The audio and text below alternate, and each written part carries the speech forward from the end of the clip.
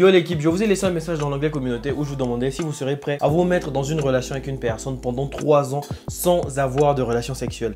Les résultats sont là, il y a eu genre 64% de gens qui ont dit oui, le sexe c'est pas important, contre seulement 36% de personnes qui ont dit non, c'est mort, ils vont pas accepter. J'ai été quand même étonné de ce pourcentage parce que je sais que dans mes abonnés, il y a beaucoup de charros. Bon après je me dis, c'est aussi peut-être dû au fait qu'il n'y ait pas eu beaucoup de gens qui ont voté. Donc si vous n'avez pas voté, allez-y dans l'onglet communauté, vous allez voir ça. Et vu qu'il y a eu 64% de gens qui ont dit oui, ma question est la suivante. Que ferez-vous si après 3 ans de relation sans sexe, eh ben votre copine vous annonçait qu'elle est enceinte?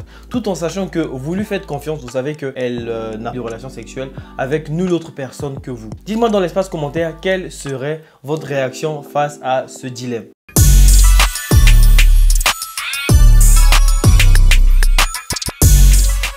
Bien le bonjour les gens, c'est votre gars sur Sespersco. Alors on se retrouve après, j'ai essayé de faire vite mais j'arrive pas. Ma dernière vidéo est sortie il y a 6 jours alors je fais cette vidéo. J'essaie de vous sortir 2 vidéos par semaine mais voilà, c'est chaud mais je vais essayer. Donc tous ceux qui ont des idées de vidéos, proposez-moi ça sur Instagram. En ce moment sur Instagram, on doit être, on est combien? Attendez, je regarde.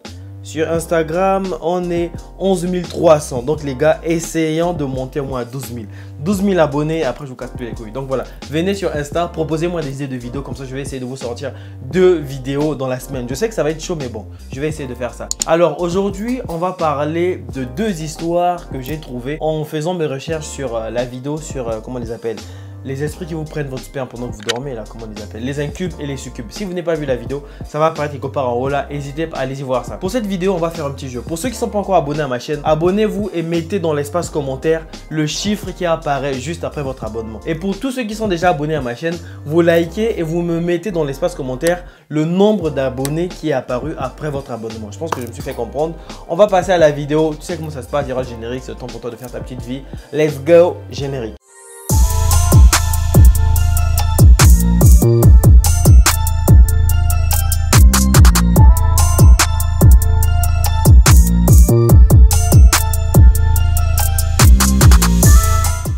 Guys, la première histoire que je vais vous raconter est celle de Nicole Moore, aka la Vierge Marie.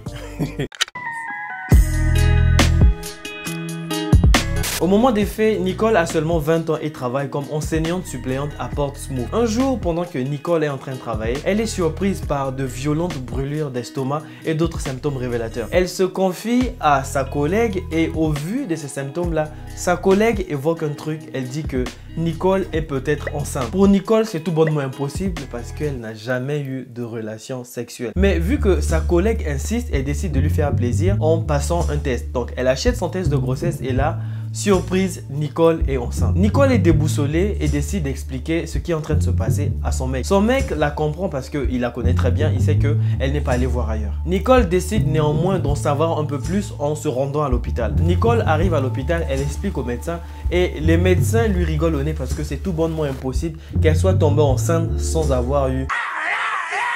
Les médecins commencent à faire les tests et là il y a un truc assez bizarre qui se produit, c'est que quand le médecin, bon comment on va essayer de dire ça de façon propre, voilà. Le médecin introduit son doigt dans le ministère des Affaires intérieures de Nicole et là il y a un truc assez bizarre, c'est que même le doigt a du mal à entrer. Ils se rendent compte que la situation est vraiment sérieuse, Nicole est encore vierge, mais comment se fait-il qu'elle soit enceinte? Son mec se prononcera un peu plus tard sur cette situation et dira que si jusqu'aujourd'hui Nicole est vierge, eh ben, c'est pas parce qu'elle ne veut pas avoir de rapport, mais c'est plutôt parce que nous n'arrivons pas à avoir de rapport. À titre d'exemple, il dit que la première fois qu'ils ont essayé, Nicole avait 18 ans et ce qu'il a ressenti comme sensation, c'était comme enfoncer Robin. Bon, moi je l'appelle Robin parce que Robin des poils. On n'est pas habitué, on n'est pas habitué. Ah bon? Il dira que la première fois qu'il a essayé d'introduire Robin dans les Pays-Bas de Nicole, il a eu la sensation qu'il est en train d'enfoncer Robin sur un mur de briques. N'ayant pas de réponse favorable à donner à Nicole, elle rentre chez elle avec néanmoins la confirmation qu'elle est enceinte. Nicole rentre chez elle et commence à regarder sur internet ce qui se dit à propos des symptômes qu'elle a. Elle tombe sur un médecin qui lui conseille de passer un test de vaginisme. Et donc elle repart à l'hôpital pour passer ce test là et le test est positif. Nicole souffre bel et bien de vaginisme. Pour ceux qui ne savent pas ce que c'est que le vaginisme, c'est une maladie qui provoque des contractions musculaires de la paroi vaginale. Oh là là, j'ai dit le mot vagin. Quand tu as cette maladie là, c'est grave chaud d'avoir de relations sexuelles. Nicole dira plus tard: j'ai passé toute ma vie à essayer d'introduire un tampon dans mon ministère des Affaires intérieures et ça a toujours été un échec. Le mystère reste donc entier. Comment Nicole a fait pour tomber enceinte alors qu'elle n'a jamais eu de relation? En fouillant un peu dans l'histoire de Nicole, je suis tombé sur d'autres interviews qu'elle a données et là-bas, elle dit qu'elle n'a pas eu de full sexe. En gros, bon, vu que c'est l'anglais, quand tu traduis, ça donne sexe complet. Si elle n'a pas eu de sexe complet, ça veut dire qu'elle a eu du demi-sexe. Elle a quand même eu de relations intimes. Et quand on lui demande encore ce qu'elle veut dire par full sexe, eh ben, elle explique que vu qu'elle ne peut pas avoir de relations par le... Tu auras compris, par le... Vu qu'elle ne peut pas avoir de relations sexuelles à partir de son ministère des Affaires intérieures, ils ont trouvé d'autres moyens pour être intimes. Bon, vu que sur cette chaîne, il y a beaucoup de charros, je pense que vous aurez déjà compris ce qui s'est passé. Ils sont passés par le Scooby-Doo. Là où tu as mis les doigts, c'est les fesses. Tu as mis les doigts dans le fesse des cobas. Selon moi, je pense que c'est ça. Après vous, je sais pas, mais moi perso, je pense qu'il passe par le Scooby-Doo. En fait, il y a un truc qui explique bien le fait que cette femme-là soit enceinte. C'est simple, elle aurait dû rencontrer Alban Ivanov parce que lui, il explique bien. En gros, il appelle ça les enfants de la lune. Je pense que je vais vous mettre un extrait où il en parle parce que c'est assez sale. Mais enfin bref, si vous voulez connaître la vérité, voilà, je vous laisse l'extrait, c'est parti. J'ai fait croire à une dame qui bosse dans un cinéma. On était avec mes potes et je faisais genre, on racontait cette histoire normale. Et je dis, ouais, mon fils, j'ai un problème et tout. Je dis, parce que tu sais, en fait, c'est un enfant de la lune. Je dis, ouais, en fait, parce que tu sais, le sperme dans le cul. Voilà, mais voilà, comme ça, vous l'aurez. Et je parle ça avec une meuf, mais super sérieux. Hein. Et je dis, ouais, en fait, je pense qu'il y a une goutte qui est partie dans le vagin et mon enfant, il est né comme ça et tout ça. Et la meuf, elle est choquée. Hein. Et je lui dis, mais c'est pas ça le pire, c'est que moi, en fait, je pensais que j'étais dans la bouche. Et là. Maintenant, grâce à Alban Ivanov, on sait comment Nicole a fait pour tomber enceinte. Connaissant le problème dont elle souffre, le vaginisme, eh ben, elle s'est renseignée et elle a appris à vivre avec sa maladie. Et donc, ce n'est que 5 mois plus tard, après le début de sa grossesse, qu'elle a pu enfin avoir de relations sexuelles. Et quelques temps après la naissance de sa fille, son gars l'a quittée. C'est quand même bizarre. Ils sont restés plus de, je sais pas moi, 3 ans ensemble sans avoir de relation. Maintenant qu'ils ont eu une relation complète, eh ben, le gars se barre. Sa fille a pu venir au monde parce que j'ai oublié de vous le dire, c'était une fille et elle s'appelle Tilly. Tilly qui veut dire petit miracle. Quelle belle histoire. Voilà qui se termine bien pour Nicole Moore. On va passer à notre deuxième histoire et vous allez voir que celle-ci est vraiment, vraiment bizarre. Cette histoire s'est passée en 2015, mais aujourd'hui, encore en 2021, elle n'arrête pas de pop-up un peu de partout. Je l'ai vu dernièrement sur Facebook, ensuite sur Instagram, enfin bref. L'histoire se passe dans l'Ohio. Au moment des faits, Latifah a seulement 15 ans. Un soir de juillet 2015, pendant que Latifah est en train de dormir, elle fait un rêve dans lequel un homme lui adresse un message. Elle dira que l'homme qui lui a apparu est un ange. Donc, je cite son propos. L'ange a prétendu qu'il était Néphilim. Il a dit qu'il avait un message de Jésus.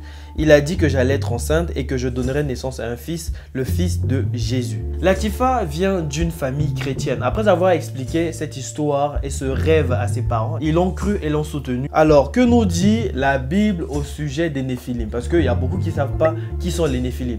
Eh bien, la Bible nous dit dans la Genèse, d'ailleurs, il y a un truc qui est assez bizarre, c'est que les Néphilim reviennent que 2 fois dans la Bible. C'est donc dans la Genèse et dans le livre des Nombres. Que nous dit donc la Bible au sujet des Néphilim? Il dit, lorsque les hommes commencèrent d'être nombreux sur la face de la terre et que des filles leur furent nées, les fils de Dieu trouvèrent que les filles des hommes leur convenaient et ils prirent pour femmes toutes celles qui leur plut. Haha, ça commence à devenir sérieux. Et donc, Dieu, Yahvé nous dit, mon esprit ne demeurera pas dans l'homme puisqu'il est chair. Sa vie ne sera que de 120 ans. Après que les anges aient eu des enfants avec les filles des hommes, Dieu n'ayant pas approuvé cette relation-là, il punit l'homme à vivre seulement 120 ans. Alors qu'on sait que Moïse, je pense, a vécu 900 ans. Enfin, à l'époque, les gens vivaient beaucoup plus longtemps que ça. On continue un peu plus loin, on nous dit, les Néphilim étaient sur la terre en ces jours-là. Et aussi dans la suite. Quand les fils de Dieu s'unissaient aux filles des hommes et qu'elles leur donnaient des enfants, ce sont des héros des temps jadis. ces hommes fameux. Avec ce petit passage de la Bible, on vient de comprendre que les Néphilim, en fait, ne sont pas des anges. Elle s'est trompée. Donc la Bible nous dit, je parle comme un pasteur, c'est incroyable. La Bible nous dit que à cette époque-là, il y avait les Néphilim.